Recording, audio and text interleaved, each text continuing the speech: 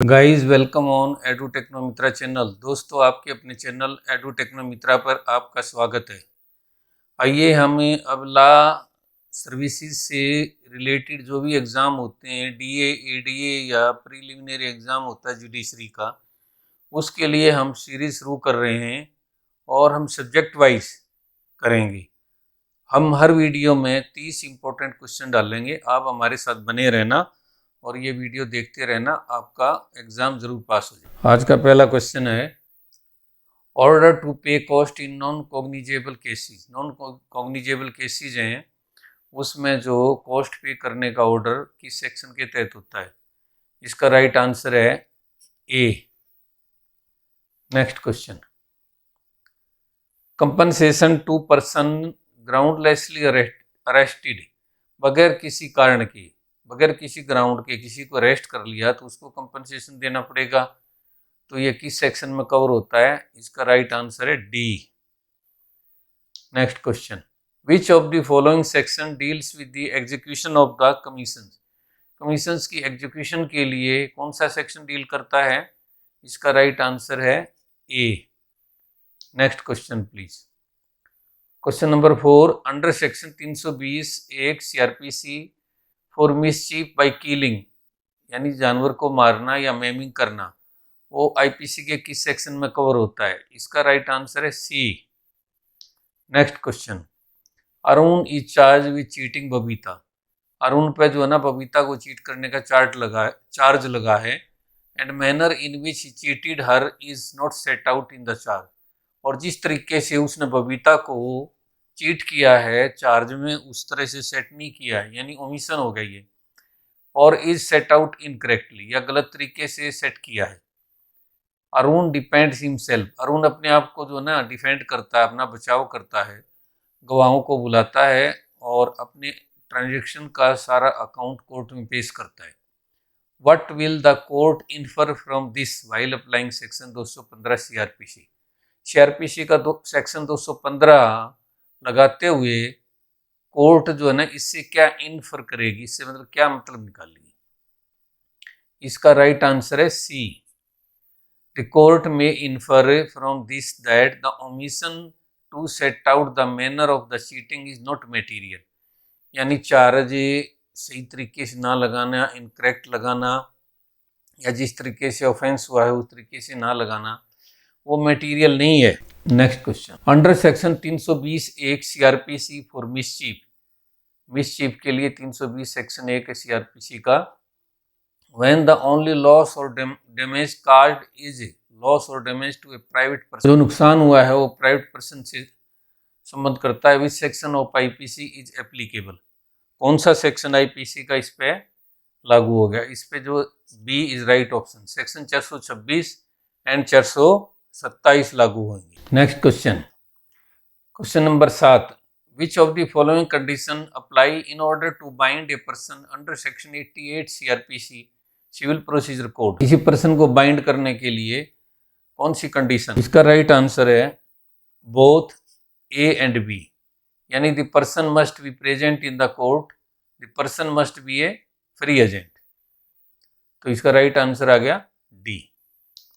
Question number 8, when any person who is bound by any bond taken under this code to appear before a court, ये court के सामने हाजिर करने के लिए कोई बॉन्ड भरवा रखा है किसी आदमी से, अगर वो अपीयर नहीं होता है, डज नॉट अपीयर, तो क्या कॉन्सिक्वेंस होंगे? इसका राइट आंसर है A. The officer presiding in such court में issue a warrant directing that such a person be arrested and produce before him. Next question, which amended section of CrPC came into effect, कौन सा जो है amended section है CrPC का जो 31/12/2009 को लागू हुआ? तो सेक्शन 46, 54, 55 ए 60 ए में से बताना है आपने। ये चारों के चारों सेक्शन जो है ना अमेंड हुए थे 31/12/2009 के order. Atul is charge with the murder of Ramlal, Atul पे रामलाल के मर्डर का चार्ज लगा है जो कि 21 जनवरी 1882 को हुआ। In fact the murder person name was, actual में जो मरने वाले का नाम था Dilawar Khan, and the date of the murder was the 20th January 1882, यानी उसकी मौत की डेट, मर्डर की डेट भी 20 जनवरी 1882 थी। Atul was never charge with any murder, Atul पे जो है ना किसी भी मर्डर का चार्ज नहीं लगा, बट वन, केवल इसको छोड़ के, and he had heard the inquiry before the magistrate, magistrate के सामने इंक्वायरी चल रही, which referred exclusively to the case of Ramlal, जो कि रामलाल के मर्डर के बारे में चल रही है exclusively. What will the court infer from this while applying section 215C, जब कोर्ट सेक्शन 215C अप्लाई करेगी तो इससे ऊपर जो अपनी आर्गुमेंट है इससे क्या इन्फर करेगी, इसका क्या मतलब निकालेगी। इसका राइट आंसर है A, the court may infer from these facts that Atul, ये अतुल आना, Atul was not misled and that the error in the charge was immaterial, ये जो है ना उसमें चार्ज में मिस्टेक थी वो इमेटीरियल है, उसको इग्नोर करेगी। Next question number 11, ND is charge with cheating Brandy, ND पे चार्ज लगा है ब्रेंडी को चीट करने, at the manner in which the cheated Brandy is not set out, यानी वो पहले वाला जो क्वेश्चन है जिस तरीके से उसको चीट किया था वैसे सेट आउट नहीं किया। There were many transaction between ND and Brandy, ND और ब्रेंडी के बीच में जो है ना काफ़ी सारी ट्रांजेक्शन है, and ND had no means of knowing to which of them the charge referred, ND को नहीं पता है कि इस ट्रांजेक्शन से रिलेटेड चार्ज मेरे ऊपर लगा है, एंड ऑफर्ड नो डिफेंस, और कोई डिफेंस वो जो है अपनी तरफ से ऑफर नहीं करता है। What will the court infer from this while applying section 215C, section 215C को लागू करते हुए कोर्ट इससे क्या, इसका राइट आंसर है B, the court may infer from such facts that the omission to set out the manner of the cheating was in the case a material error, ये एक मटेरियल एरर है, इसको court consider कर। Next question 12, which of the following is true of section 90 CRPC, section 90 CRPC के बारे में कौन सी चीज जो है ट्रू है, इसका राइट आंसर है D, court is empowered to issue summons when required and could also exercise power under section 311 of the CRPC in the ends of the justice, D is right answer. Next question, in which of the following the case of consecutive sentences, लगातार सजाएं दी गई, it shall not be necessary for the court by reason only of the aggregate punishment for the several offenses being in excess of the punishment which it is competent to inflict on conviction of a single offense, to send the offender for a trial before a higher, जो offender को higher court के सामने trial के लिए भेज देती है। तो इसका राइट आंसर क्या है, इसका राइट आंसर है D, both A and B. A है provided in no case shall such person be sentence to imprisonment for a longer period than 14 year, 14 साल से ज़्यादा समय के लिए उसको जो है ना इम्प्रिजनमेंट नहीं दी जा सकती। Provided that the aggregate punishment shall not exceed twice the amount of punishment which the court is competent to inflict for a single offence, एक सिंगल ऑफेंस से दुगने सजा से ज़्यादा कोर्ट उसको सजा नहीं दे सकती। इसका राइट आंसर डी है।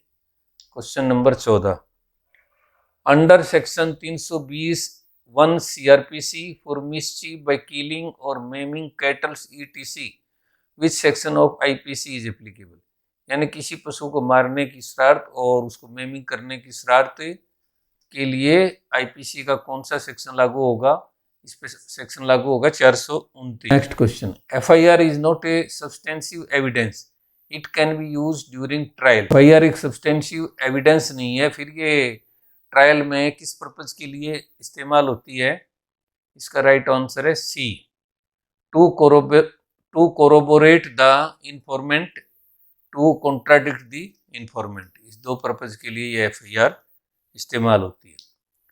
गाइस, मैं उम्मीद करता हूँ कि आज का सेशन बहुत ही शानदार चल रहा है। आप चैनल को लाइक करना, शेयर करना, सब्सक्राइब कर देना, ताकि आगे काफ़ी सारा मटेरियल आने वाला है लीगल सर्विसेज के एग्ज़ाम के लिए, DA, ADA, judiciary, law officer वगैरह। अगला क्वेश्चन है 16, all but one is false of section 91 CRPC, all but one is false, section 91 CRPC में से क्या फॉल्स है, इसमें से ये बताना है।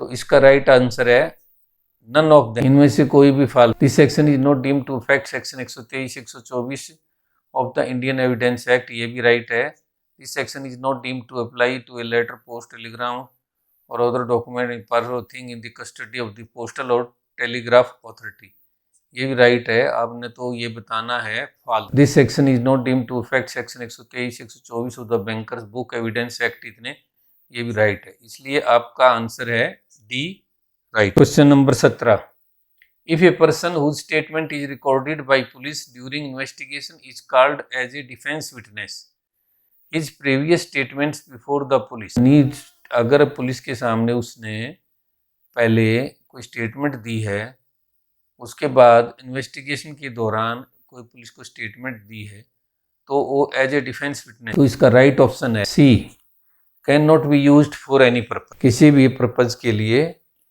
यूज नहीं हो। Next question 18, if the property of an absconder is attached under section 85 CrPC, जो एब्सकॉन्डिंग भगोड़ा होता है, जो मुजरिम, उसकी प्रॉपर्टी सेक्शन 85 सीआरपीसी के तहत कोर्ट अटैच कर सकती है।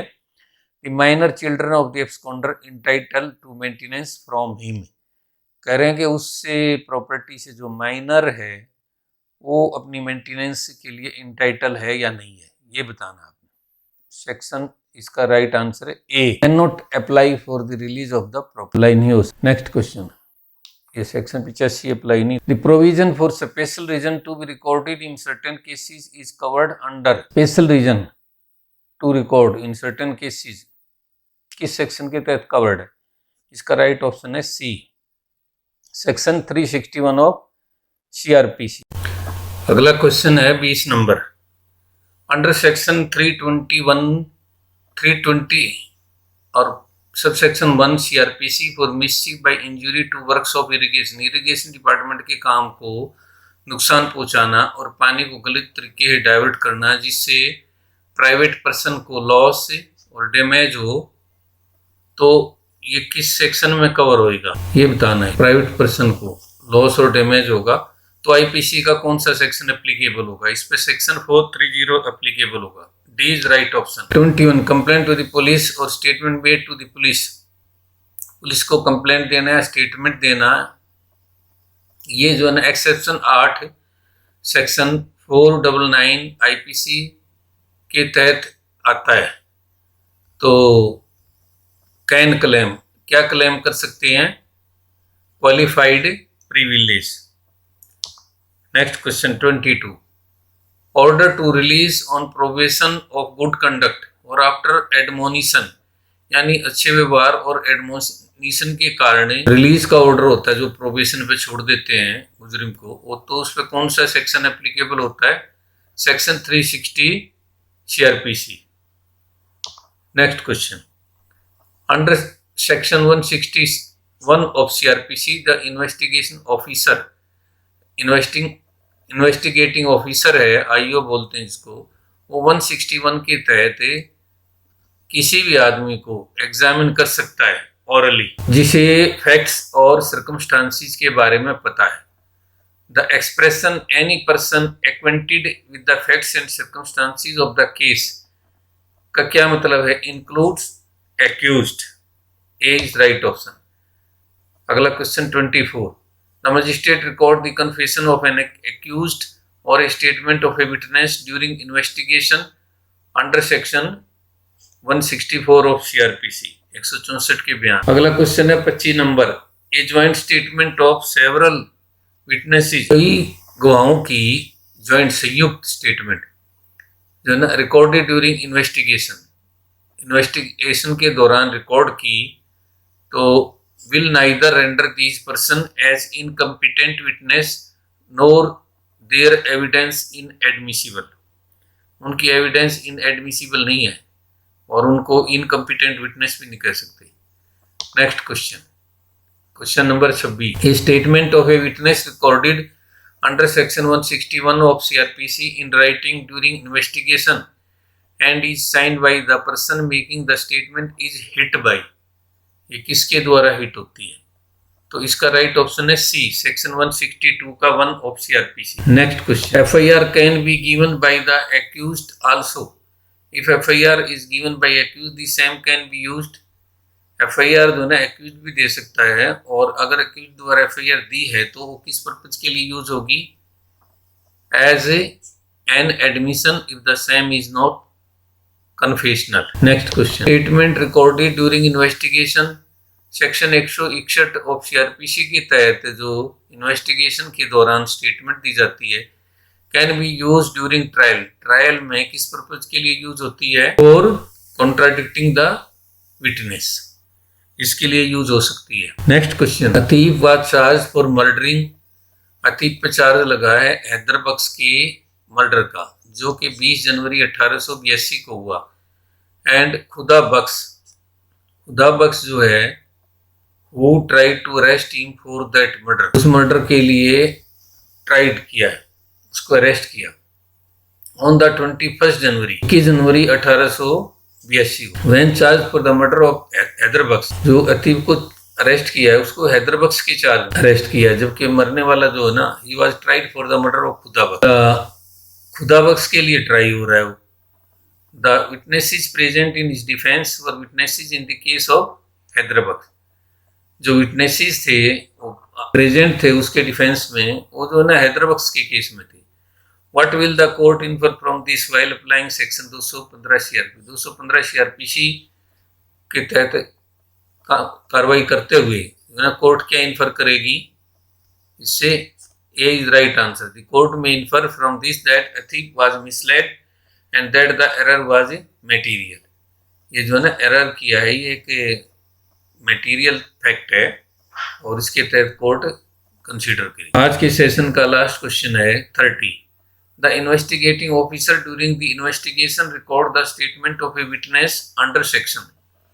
इन्वेस्टिगेटिंग ऑफिसर है जो वो इन्वेस्टिगेशन के दौरान स्टेटमेंट को रिकॉर्ड करता है गवाह की, वो सेक्शन कौन सा है वो बताना है आपने। सेक्शन 161 ऑफ सीआरपीसी, इसके तहत पुलिस इन्वेस्टिगेटिंग ऑफिसर जो है रिकॉर्ड करता है। गाइस, मैं उम्मीद करता हूँ कि आज का सेशन बहुत ही शानदार रहा है और आप लोगों की समझ में से भी क्वेश्चन आ गए होंगे। और आप वीडियो देखने के बाद चैनल को लाइक ज़रूर कर देना, एक प्यारा सा कमेंट्स कर देना और चैनल को सब्सक्राइब कर देना, क्योंकि बहुत सारा स्टडी मटेरियल आगे आने वाले दिनों में आने वाला है, जो आप लोगों की लॉ एग्जामिनेशन से संबंधित जितनी पोस्टें हैं, डीए है, एडीए है या जुडिशरी है, लॉ ऑफिसर है, उन सब में आपकी काफ़ी हेल्प होगी। एक बार फिर कहता हूँ मैं, चैनल को सब्सक्राइब जरूर कर देना और बेल आइकॉन को प्रेस कर देना लेटेस्ट नोटिफिकेशन के लिए। Thank you.